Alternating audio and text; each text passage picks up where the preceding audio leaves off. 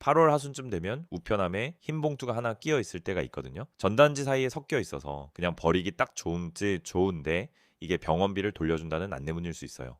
국회에 제출된 건강보험공단 자료를 보면요. 신청이 안 돼서 아직 안 나간 돈이 3,617억 건이나 된대요. 그중에서 378억 건은 이미 시효가 지나서 연경 사라졌고요. 건수로 보면 신청이 안 된 게 42만 4,727건이에요. 그중 5만 4천여 건이 그렇게 소멸된 거고요. 몰라서 못 받은 게 아니라 신청을 안 해서 사라진 돈이라는 게 저는 좀 아깝더라고요. 자격이 없어서 못 받은 게 아니거든요. 이게 왜 하필 8월이냐면요. 진료받은 해가 끝나고 4월에 직장보험료 정산, 6월에 종합소득 신고, 7월 성실신고까지 끝나야 내 금액이 확정되거든요. 그래서 8월에 안내문이 나가요. 해마다 8월 하순부터 순차로 발송돼 왔고 지난해는 8월 28일부터 시작됐어요. 오늘은 이 제도가 뭔지, 내 기준 금액은 어떻게 정해지는지, 그리고 오늘 확인할 게 뭔지 정리해 볼게요. 부모님 병원비 챙기시는 분들은 끝까지 보시면 좋겠어요. 이름은 어려운데 구조는 단순해요. 1월 1일부터 12월 31일까지 1년 동안 건강보험이 되는 진료비 중에서 내가 낸 몫을 다 더해요. 그 합계가 내 상한액을 넘으면요. 넘은 만큼을 공단이 대신 부담해요.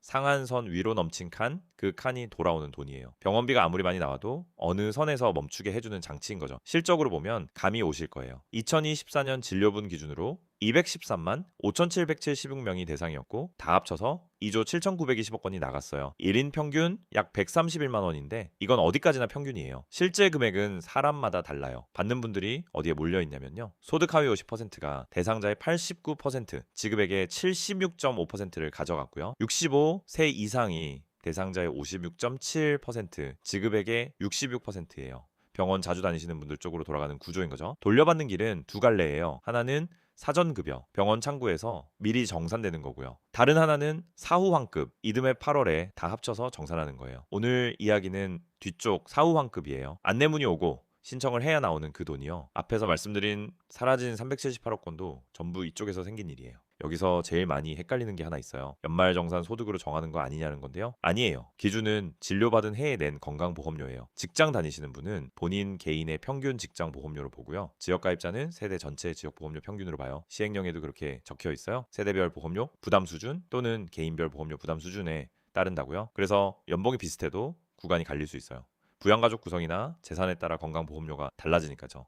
이 시간이 오래 걸리는 이유도 여기 있어요. 보험료가 정산으로 확정돼야 구간이 나오잖아요. 그러니까 작년에 쓴 병원비를 올해 8월에야 정산하는 거예요. 진료받은 시점부터 따지면 1년 반쯤 걸리는 셈이죠. 병원비 쓴 건 작년인데 돈은 올해 들어온다. 이 시차 때문에 잊어버리기 쉬워요. 내 구간이 궁금하시면 공단 누리집에 소득 분위별 보험료 구간 확인이라는 메뉴가 있어요. 로그인해서 조회하면 나오는데 보험료가 얼마면 몇 분이다 하는 건 제가 숫자로 말씀드리진 않을게요. 세대 구성에 따라 달라지는 거라 직접 조회로 확인하시는 게 정확해요.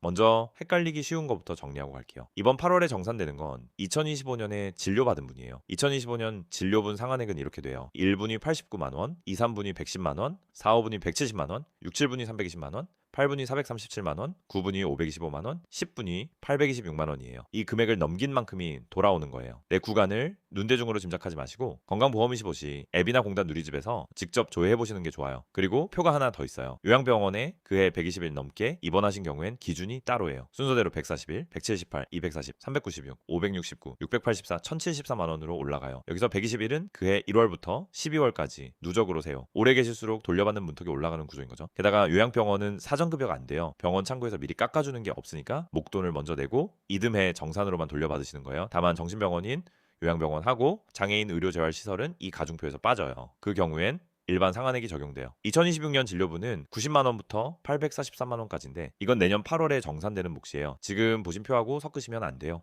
병원비를 1,000만 원 넘게 썼는데 돌려받을 게 없다라고 나오는 경우가 있어요. 계산이 틀린 게 아니라 합산되는 항목이 정해져 있어서 그래요. 영수증 총액이 그대로 들어가는 게 아니거든요. 건강보험이 적용되는 진료비 중에서 내가 낸 목 딱 그것만 통과해요. 빠지는 것부터 볼게요. 비급여, 선별급여, 전액본인 부담, 임플란트, 그리고 2인실, 3인실 입원료, 추나요법, 상급종합병원, 외래 경증질환 진료분, 국가나 지자체에서 지원받은 의료비도 빠져요. 그러니까 보험이 안 되는 검사나 시술은 아무리 큰 돈을 내셨어도 이 계산에는 안 들어가요. 내가 생각한 금액하고 실제 환급 포함금이 어긋나는 건 대부분 여기서 갈려요. 영수증 총액으로 미리 계산해 보셔도 잘 안 맞는 이유고요. 그럼 비급여가 큰 분들은 방법이 없냐? 그건 아니에요. 재난적 의료비, 지원 사업이라는 별도 제도가 있어요. 상한제가 못 덮는 자리를 덮어주는 제도거든요. 다만 조건이 있어요. 소득 요건이 있고요. 재산과표가 5억 4천만 원 넘으면 제외돼요. 신청은 퇴원하고 180일 안에 하셔야 하고요. 지원 비율이랑 한도는 소득 구간하고 연도에 따라 달라져서 1577-1000이나 가까운 지사에서 확인해 보시는 게 정확해요. 우리 집은 안 왔는데 하시는 분들 계실 거예요. 그런데 안내문이 안 왔다라고 대상이 아닌 건 아니에요. 이유가 크게 세 가지예요. 첫째, 병원 창구에서 이미 정산됐을 수 있어요. 사전급여인데요. 2024년 진료분에서 25,703명이 1,607억 건을 그렇게 받았어요. 둘째, 지급동의계좌를 등록해 두신 경우에요. 108만 5,660명 대상자의 절반 정도가 신청 없이 자동으로 입금받았어요. 한번 등록해두면 다음부터는 알아서 들어오거든요. 셋째, 주소예요. 안내문은 행정망 주소나 세대주 주소로 나가요. 실제 사시는 곳하고 다르면 엉뚱한 데로 가는 거죠. 이건 송달지 변경을 신청하시면 원하는 주소로 받으실 수 있어요. 부모님이 요양병원에 계시거나 자녀 집에 함께 지내시는 경우엔 특히 챙겨보실 만해요. 하나 더 짚고 갈게요. 합사는 사람 단위예요. 부부 병원비를 합쳐서 계산하지 않아요. 각자 자기 상한액으로 따로 봐요. 남편이 조금 모자라고 아내가 조금 모자라면 합쳐지지 않고 각각 못 넘는 걸로 끝나요. 그리고 연도는 결제일이 아니라 진료일 기준이에요.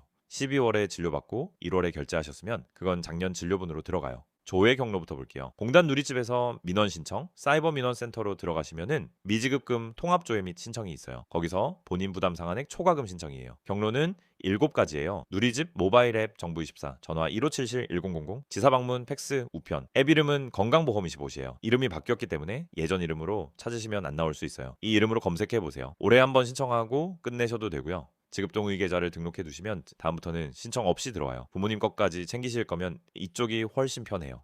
신청하면은 7일 안에 지급된다고 안내돼 있어요.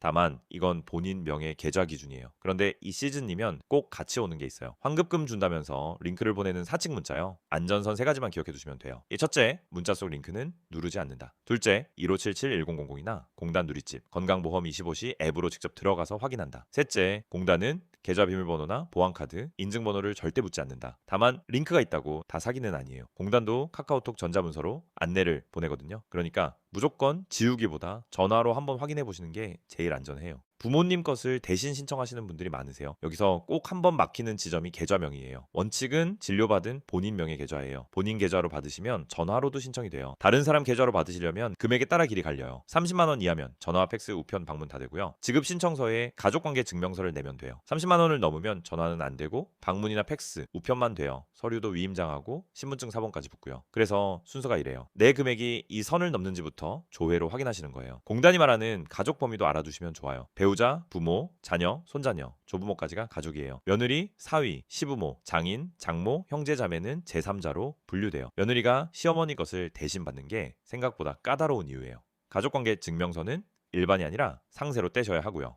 발급받은 지 3개월 아니어야 하대요. 진단서나 소견서는 6개월이고요. 다만 서류는 사례마다 조금씩 달라서 헷갈리시면은 가까운 지사에 먼저 물어보시는 게 빨라요. 돌아가신 분 몫은 상속인이 청구할 수 있어요. 100만 원 이하면 서류가 간단하고 넘으면 상속대표 선정동의서가 더 필요해요. 그런데 여기 꼭 아셔야 할 게 있어요. 공단 안내에 이렇게 적혀 있어요. 신청하면 상속인의 권리를 행사한 것이 되어서 나중에 상속 포기 절차에서 불이익을 받을 수 있다고요. 상속 포기를 고민 중이시라면 신청 전에 꼭 확인해 보셔야 해요. 입금됐다고 끝이 아니에요. 뒤에 확인할 게 몇 가지 남아 있어요. 하나는 세금이에요. 공단이 지급한 내역은 국세청에 통보돼요. 이 환급금은 의료비 세액공제 대상에서 빠지는 돈이거든요. 그래서 이미 공제를 받으셨다면 수정신고 안내가 나갈 수 있어요. 연도가 어긋나서 생기는 일이에요. 2025년에 병원비를 쓰고 그해 연말정산에서 공제를 받았는데 그중 일부가 2026년에 환급으로 돌아오는 셈이니까요. 또 하나는 실손보험이에요. 표준약관 기준으로는 상한액을 넘어서 공단에서 돌려받는 부분은 실손이 보상하는 몫이 아니라고 정해져 있어요. 그래서 미리 빼고 주거나 나중에 정산하는 경우가 있어요. 다만 약관은 가입 시기하고 상품별로 다르니까 그대로 일반화하시면 안 돼요. 대법원도 2024년 1월에 같은 취지로 판단한 사건이 있고요. 그래도 내 약관이 어떤지는 가입한 보험사에 직접 확인해 보시는 게 정확해요. 참고로 비급여에 대한 실손 보상은 이 제도하고 상관없이 그대로예요. 받았다가 다시 환수되는 경우도 있어요. 교통사고처럼 남의 행위로 인한 진료, 병원이 착오로 청구한 경우, 그리고 상한 기준 금액이 바뀐 경우예요. 흔한 일은 아니지만 입금됐다고 바로 다 써버리기보다 통보나 안내가 오는지 한 번은 살펴보시는 게 좋아요. 제일 중요한 얘기를 마지막에 할게요. 이 돈을 받을 권리는 3년이 지나면 사라져요. 인터넷에 5년이라고 도는 글이 있는데 국민건강보험법 제91조 제1항 제3회 3년으로 적혀 있어요. 다만 그 3년을 언제부터 세는지는 이 법조문에 따로 적혀 있지 않아요. 그러니까 지난 연도 진료분도 아직 살아있을 수 있어요. 조회해보면 나오거든요. 내 건이 언제까지인지는 1577-1000으로 확인해보시는 게 정확해요. 8월에만 창구가 열리는 것도 아니에요. 공단은 매월 대상자를 결정해서 안내하거든요. 그러니까 안내문을 기다리지 마시고 먼저 조회해보시는 게 좋아요. 오늘 하실 일은 세 가지예요. 첫째, 미지급금이 있는지 조회하기.